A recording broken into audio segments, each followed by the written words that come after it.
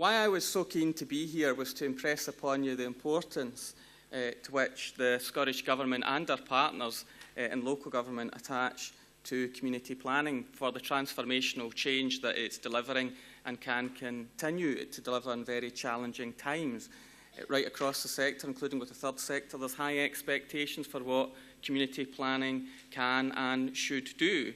So if I start off the day with setting out some of those expectations and some of our views in the context in which we operate, my boss, the Cabinet Secretary, comes at the end of the day to find out what we've learned and what we've shared.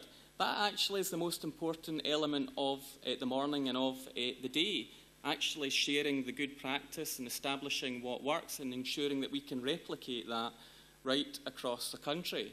Because as we know, there's great practice, great work, great projects going on in individual local areas, and that should be rolled out across the country. Not that the same approach or the same project necessarily applies to every single part of the country, but if we know what's available, what the tools are, and what works best, then absolutely we should share that, because there is an expectation and a community understanding that certain things work, and the question is often posed, and why don't we do that here? Of course, there's different variations of projects and systems right across the country that actually deliver many of the same outcomes, and it's that outcome focus that we're very much attached to, not structural reform of the public sector, but public service reform aligned to and delivering the outcomes-focused agenda, very much with a key eye on a sense of place. And just, moving to another part of my own portfolio for a moment into the planning system, for the first time make a connection between spatial planning and community planning as well, something I think we've missed to do in the past. But it's much bigger than just that. It's about the alignment of the resources, about working together for a plan for place with all parts of the public sector, feeling equally responsible to contribute to that agenda, making sure that we fully and inclusively collaborate and work in partnership with the third sector to help design the kind of solutions that would work. And we know that a lot of the community-led projects sometimes deliver the biggest benefits. So a new impetus on single outcome agreements is a place to do business. Of course, that replaced the layers and plethora of bureaucracy that we had in the past. It may feel bureaucratic nonetheless to do it, but it is the bringing together of the range of strands of work to ensure that the community plan partnerships engage effectively with others and with government. That focus on place, that engagement with communities to ensure that we know what they're looking for and how we can support them to deliver the greatest benefits. Holding to our 4 pillars of public service reform around prevention, integration, better use of people and communities, and of course improved performance. The 6 key areas include economy, early years, education, safer communities, health, and a focus on older people as well, but of course not forgetting reducing re-offending. And I'm convinced it's that continuation of the partnership approach that will make that transformational change and that co-production which will deliver new ways of working as we take advantage of areas such as developing e-technology and personalisation of many of our services, focusing again on that outcomes focus. And in many areas we know what we need to do. What we need to establish today is the know-how and how to ensure that it applies. So from that national perspective, I can say there's cross-party support for community planning and for community plan partnerships, and that's replicated, we know, locally. Often the party division that you'll see and hear, it isn't played out in community plan partnerships, and that's a great environment in which to foster that consensus to deliver local services. That's very much the case nationally. That's why the National Community Planning Group represents all political parties right across the sector as well, and there's great consensus there too, and I'm delighted that Pat Waters, the chair of that group, is here this morning as well.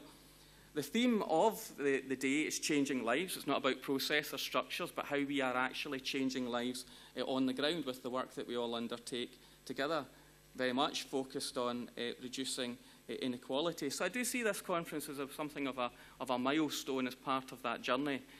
Focusing when I took up post and trying to put some pace around public service reform, ensuring that community planning works. That's led to what will be featuring in the imminent Community Empowerment Scotland Bill, a sharing of the duty in all public sector partners to make sure that community planning works and it feels owned by all. Improved engagement and a stronger say for in communities through that bill as well. And swinging the balance of power from the state towards communities by way of engagement, involvement and decisions, how to be consulted, and the role of community-led regeneration and asset transfer and management as well. More than just bricks and mortar, but how we make decisions. Now, those who make the decisions may not necessarily change as a consequence of this bill, but how we make decisions will change as we ensure that the empowerment agenda happens in our communities as well as in our nation at this very exciting time. So we are ambitious for community planning. The statement of ambition that I'm sure you'll have all read cover to cover says so. We need to apply it on the ground, but not getting obsessed with process, but the pragmatism of getting the job done. And it's that quality assurance programme that filled us in government with some confidence that good work is going on, but we know there is much more to do. I want to highlight just a couple of projects that I was able to visit. The Cabinet Secretary has impressed upon me my duty to make sure that community plan delivery is happening on the ground.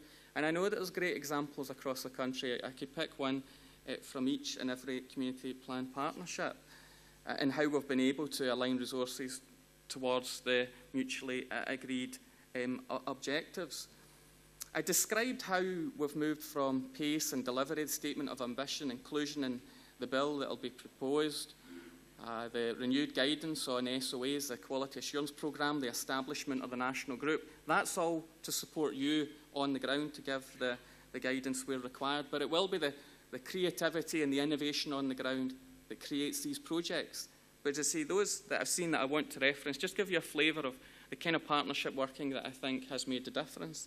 One that I would identify is the Violence Reduction Unit, of course based in Glasgow, but working across the area, engaging young people who were not just at risk, but had been offending and had other risks, and actually bringing them in to deliver services themselves was life-changing for them and the people around them. A young man I met, James, a former gang member, was very much involved in activities that would not have been fruitful, let us say, if they had continued. But he then led community projects which deterred other young people from crime. And he really is an example, an iconic figure for how interagency activities can give someone a future and support, led by the Violence Reduction Unit. That was maybe just about diversion, but I would go further in terms of the Youth Justice Whole Systems approach in Aberdeen, where activities were created to, of course, divert young people from crime and antisocial behaviour. And again, I picked that because it was partners coming together to deliver the services tailored to the young people, led by what they wanted, which helped make the difference, targeting resources towards that. And finally, because it connects to employment, and I've deliberately chosen young people for the theme this morning for me, the Street League initiative, which connects to the Commonwealth Games. Again, young people far from the employment, any chance of employment or training or education, taken through a programme, beginning with football, leading to training and sport, and then potentially jobs. For the young people I met, they then secured jobs in connection with the Commonwealth Games and beyond. So just examples of how diversion, education, employment have led to better lives, life-changing interventions by the public and the third sector. Now, I could go on and give many more examples, but I would now want to hear from you on what your questions are to government and how we continue to deliver this very ambitious agenda around community planning to ensure that it does work, that it does change lives, because the alternative is further structural change and reform and energy wasted there that I think we would all far rather put into great projects, great systems, great services, and great partnership and collaboration on the ground. So thank you very much, and I'm very keen to hear your wide and varied and, of course, easy questions. I wondered, Mr MacKay, if you could maybe just start by giving us a flavour of some of the issues that the National Community Planning Partnership Board have been considering, because I know that you're a very active member of that group, and I think it might be helpful for the audience to know some of the things that are of, I guess, greatest interest to you. I'll give you 4 examples of some of the work. The first has been around the third sector, incredibly important, because of some of the best projects and solutions will be designed by the third sector closest to the people adept to change, but sometimes excluded from the decisions and the procurement and the creation of some of the funding streams and the projects may make things happen. So one of the key themes was to commission work about how we could better co-produce projects and services at the most local level in community planning with those agencies delivering in the third sector. Because, as you know, it's not just about awarding contracts at the end of a process and thinking that's it, job done, may the best man win, so to speak. It is about trying to engage early on to help, in partnership, front-load the system. Listen to this jargon, it's just incredible, isn't it? I have been completely subsumed with community planning rhetoric. But essentially it's about designing together the kind of things that work. And that might mean having a lead agency or a lead group at the most local level to help design the specifications to then take forward so that you've got third sector groups able to deliver services, or indeed communities themselves. The potential comes through the Community Empowerment Bill to do that as well. Of course, great practice already underway. A second area would be just a clear focus on prevention. We want a better understanding of what's happening in terms of prevention and how we can ensure that that's been delivered across the country. A third area that the National Group's been looking at was the issue of joint resourcing. We want departments and agencies, government and local authorities, health included, to stop thinking about their budgets in isolation to each other and plan budget resourcing together, both assets, people and finance, and think about the community plan priorities and think about budgets together. So that means when a council's thinking about their budget, which I know the process well, I've been a community plan partnership chair and a council leader, think about the budgets in partnership rather than produce it and it almost comes as a surprise to every other partner in the community plan partnership. That message would go to the others, including health and police and fire. All agencies have to think about budget decisions and the consequential impact on their partners in delivering their shared aims. So joint resourcing, clear message from the Cabinet Secretary, signed up to by COSLA as well. That's the third area. And the fourth is just really around process. The process of the guidance we've put in place, are they working, are they helpful, and do they need further refresh? But for all, we'll focus on that. We would rather not create whole reams of new guidance and just make sure we're removing the barriers to get on with progress. So there's 4 areas that the committee has been looking at the national level. Representation is at the highest level, including Public Service Reform Subcommittee from the Cabinet, as well as, I say, the leadership of COSLA, all parties, and strong representation from the third sector, government agencies as well. So it really is a place to help get business done. But we're not delivering community plan partnership work on the ground. You are. Hi. Alistair Mathers from Midlothian Community Planning Partnership. 2 questions. One, you've said that you're not in favour of structural change, and I'd be interested then in your perspective on the effect the structural changes that have taken place already in terms of police, fire and further education being regionalised, and how you think that's going in terms of the relationship between those changes and local community planning at CPP level. And the second one is about the other side of that, the local democracy issue, which is how you think things are going in relation to participatory democracy and local representative democracy, and the role of local elected members in community planning as you're strengthening the participatory side of that, what you think that's going to lead to. Well, that's an excellent question. There's quite a lot in it. First of all, in terms of police, fire and college reform, I support them all. You'd expect me to say that. But I partly say it because I'm very familiar with the previous structures, how they operated and how the current structures operate. The question has been put about what's the difference between then the structures of those organisations and the structures of local authorities. If we were to even choose to amend the boundaries of local authorities, it would require the Boundary Commission to undertake a review, major consultation. You know the angling for position that would go on, and would probably end up in the court in boundary disputes across the country. That doesn't feel like a good use of the next few years' time when there's so much to be done. So that feels like a waste of energy. Police, fire and college reform, we believe were all necessary so that the systems actually work for the outcomes. We protect frontline budgets. You asked me how I think it's going. I think it's going very well. I think the police plans, for example, are a good model for engagement in addressing resources on need on the ground, and there should be a good relationship with the police hierarchy and community plan partnerships right across the country and at a national level as well. That said, the democratic element is absolutely crucial. Local elected members are the key democratic element within community plan partnerships. But representation should also be not just a seat on the table of any board of management, any community plan partnership, but the wider engagement in that. So how well do we engage with communities? Do we have place-based meetings? Are we reaching out to not just the usual suspects that will turn up to every meeting that we ever convene? How widespread, how deep and meaningful is that engagement? And is there a genuine opportunity to engage, or is it just the predetermined outcomes where the public get to tick a box? So all of that's really important in the participatory democracy element that you spoke about, whilst recognising councillors have a democratic mandate to represent their areas, and we don't propose to change that.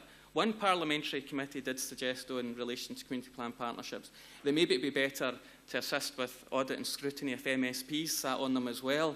I'm not so keen on that. Not that I don't think MSPs aren't busy enough or wouldn't add something to it, but I think that changes the relationship of community plan partnerships.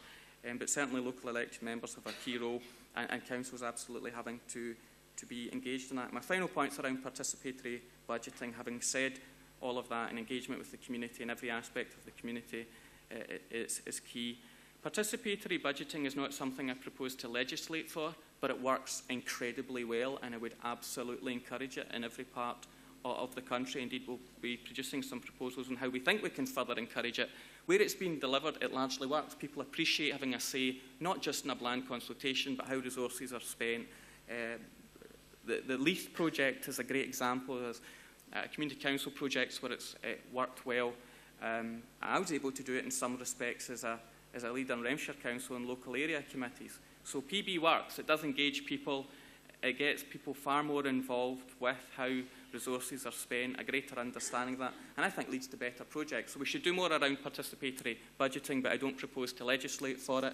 The experts I've spoken to around the world say if you have to legislate for it, it won't work. It'll become substitute funding and be undermined, and it won't really empower. So we do it by where there's an enthusiasm to do it, and I think we could do more around that. So as little structural reform as possible and as much creativity and innovation and partnership working as possible is the approach that the government proposes to take. If that doesn't work, then we are all looking at structural reform, but that is the place of last resort. So let's make this work to avoid wasting energy on any other distractions, I would suggest. And I hope the Cabinet Secretary agrees. Louise MacDonald from Young Scot. Of course, I was delighted to hear your focus on young people there, Minister, so thank you for that. And like you, I've seen fantastic examples across the country of how young people are being involved in community planning. I suppose one of the things is when we're looking at kind of co-production, one of the kind of the joys but also the challenges of co-production is about shifts in power, and that can sometimes be a challenge, especially when that involves young people. I wondered where you saw the opportunities to involve young people even more deeply in community planning, or where you really think some of the kind of key challenges that could be overcome. Well, first of all, of course, the democratic participation. Young people have the first chance to vote in the referendum on 18th of September. So that's a wee taster of democracy to 16 and 17-year-olds that maybe haven't had it before. So more democratic participation is a good thing from young people.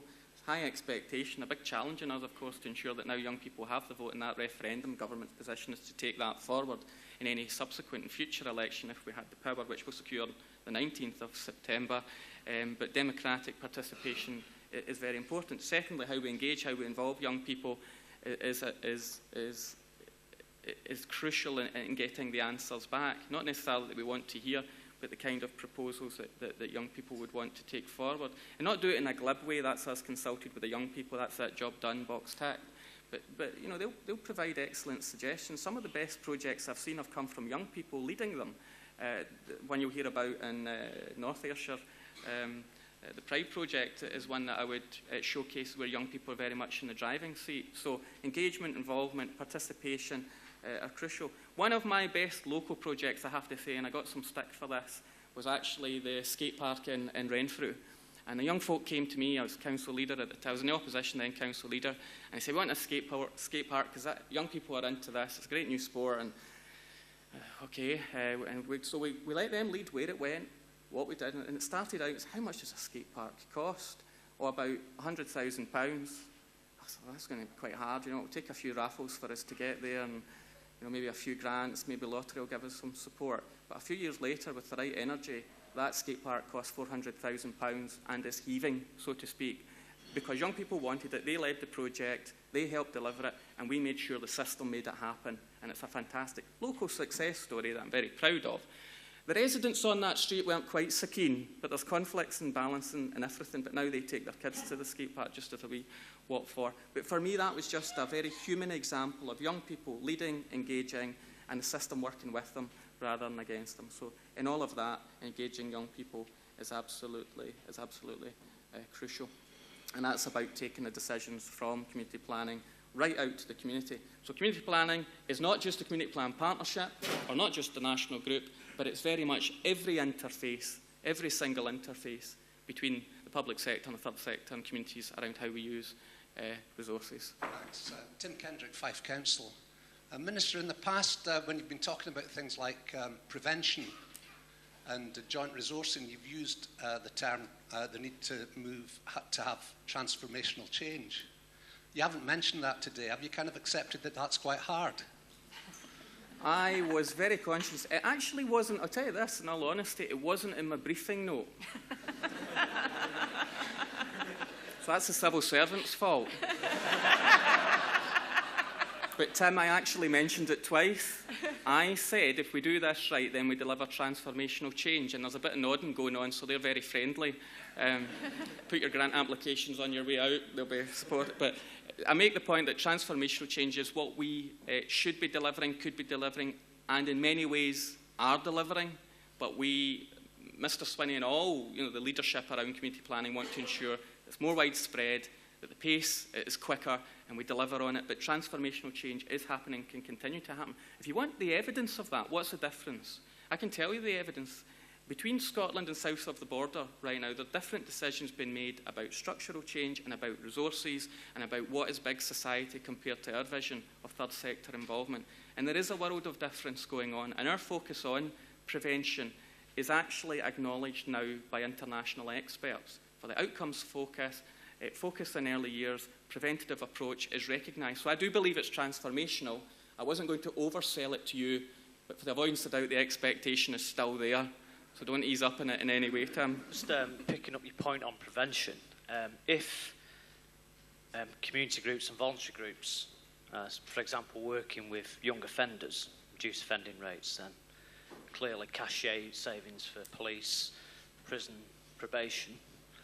If you could scale that up to a point where, for example, you could close a wing in a prison, where do you see the cash saving going? Well, that's the... Well, we won't create a magic formula around that because we're not being overly bureaucratic. We're not focusing ring fencing. We're not focusing on formulae to say if you do A, B automatically happens. Yes, I'm well aware there's resource transfer agreements between health and social care and so on. But that said, the whole integration agenda is to avoid that. It's about focusing on the person, focusing on the outcome, and not worrying too much about budget transfers. That was the point around Mr. Swinney's message on joint resourcing, to bring the resources together. That's the starting point. So the finishing point is also not about arguing where the resources go, but doing the right thing and recognising everybody's role in doing the right thing. And I'm delighted to have joined the ministerial task group on reducing reoffending. Now, it's opened my eyes to some of the issues. For example, a young person coming out of an institution with absolutely no support and a revolving door of where to go and ends up back in the institution. And our systems make that worse because the office shuts on a Friday at 5 o'clock, for example, when they're discharged. So there's so many practical issues. Whose job is that to fix it? Well, every part of the public sector, of course, working with others. So we're less fussed. And the good news is, so is Audit Scotland and the Accounts Commission, not so fussed about whose money it is, as long as we're transparent about how it's being used and work across the organisation and the institutional boundaries to achieve that. So I hope that that answers your question, and not answering the question to say we won't have that debate about who gets the money, because that doesn't matter. It's have we achieved the outcome? Did we help people through the system? Will we have fewer people going to prison because we've taken the right preventative actions? And when they come out, that they won't reoffend? That's the beauty and that's the secret. and that's on the basis within which we work. The political difficulty for me and other politicians, particularly in government, is the direction of travel is community infrastructure and support and health. That will mean closing wards. If the direction of travel over the longer term is to have fewer people convicted for crimes and committing crimes and not staying long in prison, that will mean fewer prison places, does it not? So that's the direction of travel. So the politicians all need to wake up to this reality that transformational change will lead to a different way of delivering our services, and that's where we in Parliament probably have to grow up a little and move on from some of the input measures that we've been so obsessed with in the past. I think I'm getting a bit too controversial now, but I really mean it. That will be the difference we make. It will be evident in the resource decisions we make and the infrastructure of Scotland if we get this right, and that's why prevention is so important. Good morning, it's Della Thomas from NHS Health Scotland. I was just wondering what your view was around developing the potential for non-executive NHS board members in community planning. Oh, well, finish with an easy one. We have issued guidance that really leaves it to the local CPP to determine its membership within the parameters of the guidance.